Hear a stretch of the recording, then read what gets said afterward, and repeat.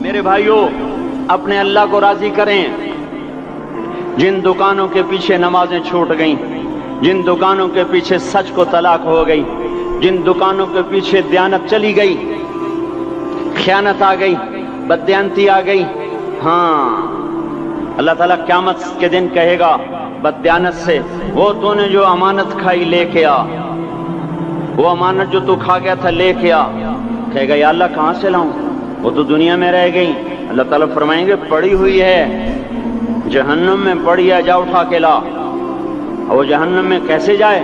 تو فرشتے ماریں گے چل، اور وہ اس کو لے کے چلیں گے، اور چلتے چلتے دوزخ کا سب سے خطرناک حصہ حاویہ، وہاں اس کو لے کے جائیں گے جہاں منافق رہتے ہیں۔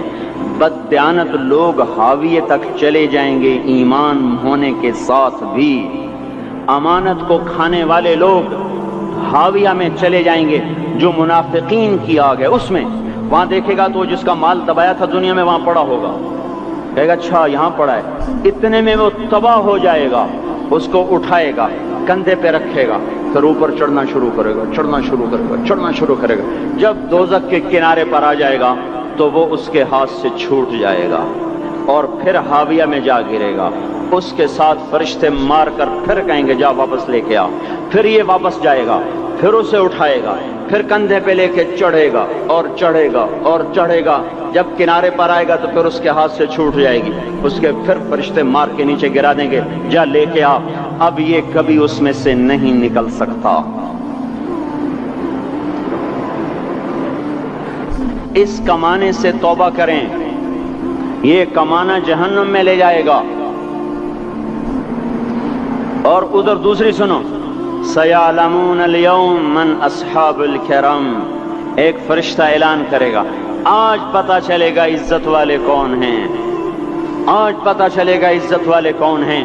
أَيْنَ الَّذِينَ تَتَجَافَى جُنُوبُهُمْ عَنِ الْمَضَاجِعِ، کہاں ہیں راتوں کو اٹھ کے نمازیں پڑھنے والے؟ ارے میرے بھائیو، یہ نماز کی غفلت بہت بڑی ہلاکت ہے۔ میں کیسے سمجھاؤں؟ میں تو جب بھی جمعہ پڑھاتا ہوں میں یہ مضمون ضرور بیان کروں، مجھے جب یہ مجمع نظر آتا ہے تو میرا دل ٹکڑے ٹکڑے ہو جاتا ہے کہ یہ 8ویں دن آتے ہیں اور باقی دن کہاں ہوتے ہیں؟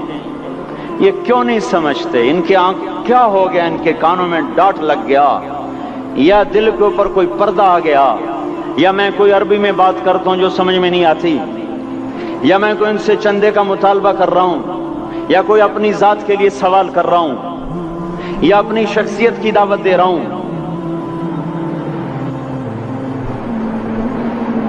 آج نماز عزت دلائے گی، سب سے پہلا اعلان ہوگا، کہاں آج پتہ چلے گا عزت والے کون ہیں، کہاں ہیں راتوں کو اٹھ کے نماز پڑھنے والے اور اللہ کے نام پہ خرچ کرنے والے۔ صرف نماز نہیں، زکوٰۃ بھی دینی پڑے گی۔ پیسہ ہے زکوٰۃ نہیں دے رہے، پیسہ ہے اللہ کے نام پہ خرچ نہیں کر رہے۔ بھائیو، اللہ کے نام پہ خرچ کرنا سیکھیں، اللہ کے واسطے اپنے آپ کو سادگی پہ لائیں اور اللہ کے نام پہ لٹانا سیکھیں۔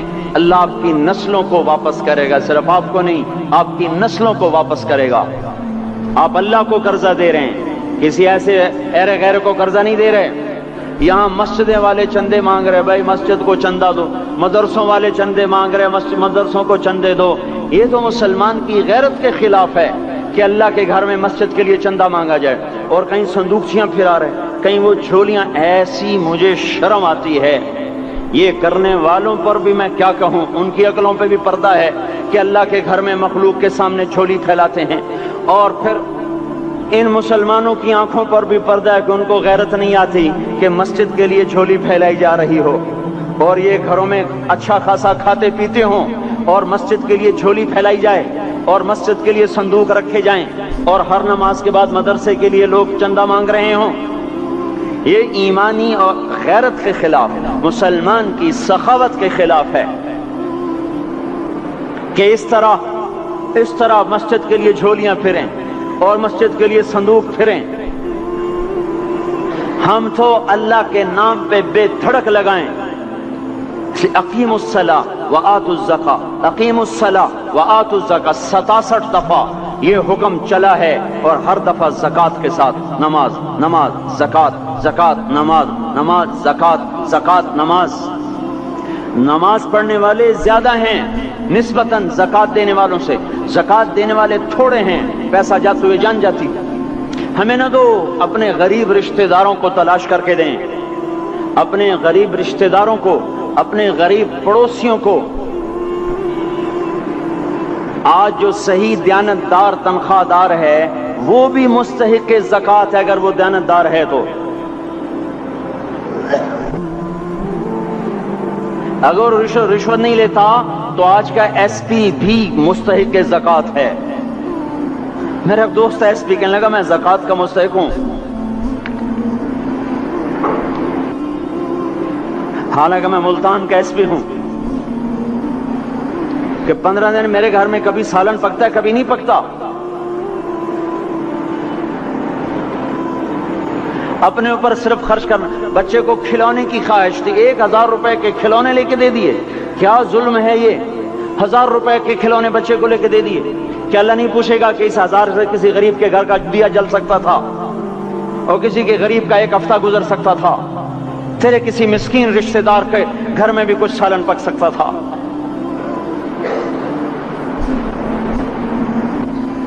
رزق دیا تو اس کا ہوش نہیں کہ اس کا حق ادا کریں، جان دی تو اس کا ہوش نہیں کہ اس کا حق ادا کریں۔ سجدہ جان کا حق ہے، اور زکوٰۃ اور صدقات یہ مال کا حق ہے۔ میں کب اپنے لیے مانگ رہا ہوں؟ میں کہہ رہا ہوں اللہ اپنے غریب رشتہ داروں کو دیں، ان کو تلاش کریں اللہ کے واسطے۔ اپنی بیویوں سے پوچھو سونے کی زکوٰۃ دی ہے؟ دے، ورنہ تو خود پکڑی جائے گی، تیرا زیور تیرے لیے گنجا سانپ بن کے تیری زبان کو ڈسے گا۔ ان کا میں نے تو بچیوں کے لیے سنبھال کے رکھا ہے، اس کی زکوٰۃ دو پھر ٹھیک ہے، ورنہ اسم کو توڑ کے اس کی زکوٰۃ دو، نہیں تو یہ مال پکڑوا دے گا قیامت کے دن۔ نماز نہیں چھڑا سکتی اگر زکوٰۃ نہیں دی، اور زکوٰۃ نہیں چھڑا سکتی اگر نماز نہیں پڑھی۔ مسجد بنا دی 50 لاکھ میں، اگر خود نمازی نہیں تو یہ مسجد بنانا اسے جہنم سے نہیں بچا سکتا۔ میرے بھائیوں، اپنی جان کا بھی صحیح استعمال کریں اور اپنے مال کا بھی صحیح استعمال کریں۔ ہم ایسے اندھے نہیں ہیں کہ جو بچے نے چاہا لا کے دے دیا، جو بیگم نے مانگا اٹھا کے دے دیا۔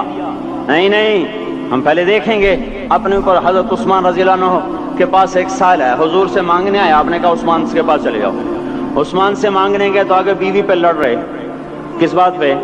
یوں کہہ رہے وہ باہر چھوٹے چھوٹے گھر ہوتے تھے تو باہر آواز آ رہی، بیوی کو کہہ رہے اللہ کی بندی رات تو نے چراغ میں بتی موٹی ڈال دی، وہ بتی ڈالتے تھے نا اس کی روئی کی، تو تیل زیادہ جل گیا۔ تو یہ کہنے لگے یہ کس کنجوس کے پاس بھیج دیا؟ جو بیوی پہ لڑ رہا ہو کہ تو نے بتی موٹی ڈالی ہے تو یہ مجھے کیا دے گا؟ مجھے دمڑی بھی نہیں دے گا۔ جب ان کو باہر بلایا اور خیرات مانگی کہ وہاں سے آیا ہوں، تو انہوں نے اندر گیا، ایک تھیلی اٹھائی، نہ پوچھا کہ کتنے چاہیے، نہ پوچھا کہ کون ہو، 3000 درہم اٹھا کے دے دیے۔ وہ حیران ہو کے کہنے لگا یار ایک بات تو بتاؤ۔ کہا کیا؟ کہا یہ مجھے تو نے اتنے دے دیے کہ میری اگلی نسل کو بھی کافی ہیں، اور خود بیوی پہ تو لڑ رہا تھا کہ بتی موٹی کیوں کر دی؟ کہنے لگے وہ اپنی ذات پہ خرچ تھا، وہ پھونک پھونک کے کرنا ہے، یہ اللہ کو دے رہا ہوں جتنا مرضی دے دوں، یہ تجھے تھوڑا دے، اللہ کو دے رہا ہوں۔ تو اپنی جان کو بھی لگائیں اللہ پر اور اپنے مال کو بھی لگائیں اللہ پر۔ اور میرے بھائیوں اپنی کمائیوں کو حلال پہ لائیں، اور بیویوں کو سمجھا دیں کہ ہم تمہاری خاطر دوزخ میں نہیں جا سکتے۔ یہ ہم اس پر توبہ کریں، اس پر توبہ کریں، اور یہ آبادی ہر وقت ہونی چاہیے مسجد کی۔ چلو کوئی جو جہاں سے بھی آیا ہے مسجد کے عادی بنو میرے بھائیوں۔ ہماری جماعت گئی تھی اردن میں 1991 میں، تو ہم اسرائیل کے بارڈر پر چلے۔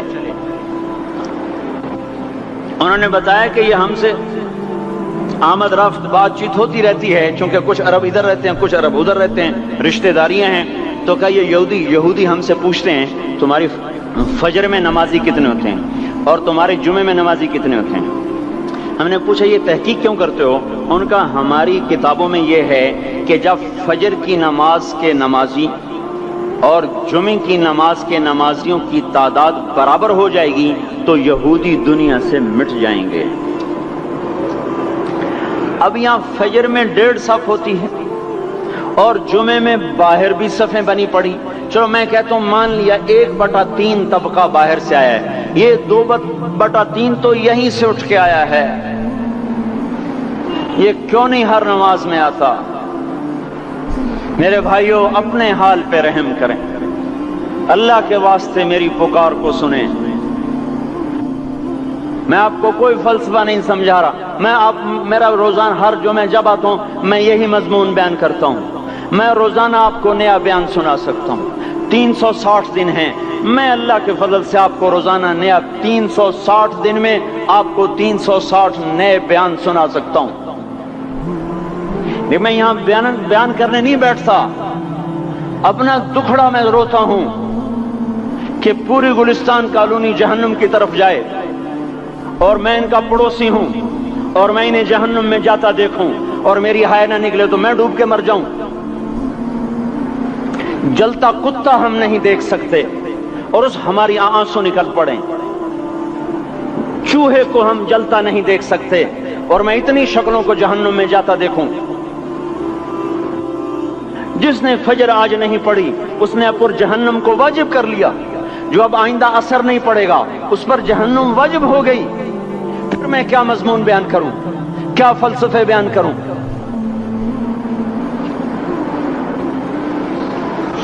اس لیے میرے بھائیوں اپنی ذات پہ رحم کریں، اپنے بچوں پہ رحم کریں، اپنے گھر والوں پہ رحم کریں، مسجد کی دوڑ لگائیں، اپنے مال کو اللہ کے نام پہ خرچ فرمائیں تاکہ یہاں بھی جہان بنے اور وہ بھی جہان بنے۔ کیا زندگی ہے، چلتے چلتے سانس نکل جاتا ہے پھر یوں مٹ جاتے ہیں جیسے دنیا میں کبھی آئے نہ تھے۔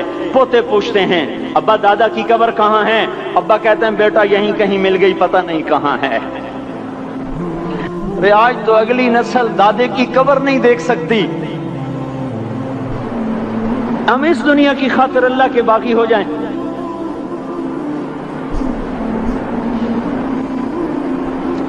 اس بے وفا جہان کی خاطر اللہ سے بغاوت کر جائیں جو ایسا مہربان، جو ایسا کریم۔ تو اس لیے میرے بھائیوں اللہ کے واسطے اللہ کی بارگاہ میں توبہ کریں اور اپنے اللہ کو راضی کریں۔ یہی میری فریاد ہے، یہی میری پکار ہے۔ میں بھی توبہ کرتا ہوں، آپ بھی اللہ کی بارگاہ میں توبہ کریں کہ کوئی کام اللہ کی منشا کے خلاف نہ ہوگا۔ اللہ ہم سب کو عمل کی توفیق بخشے۔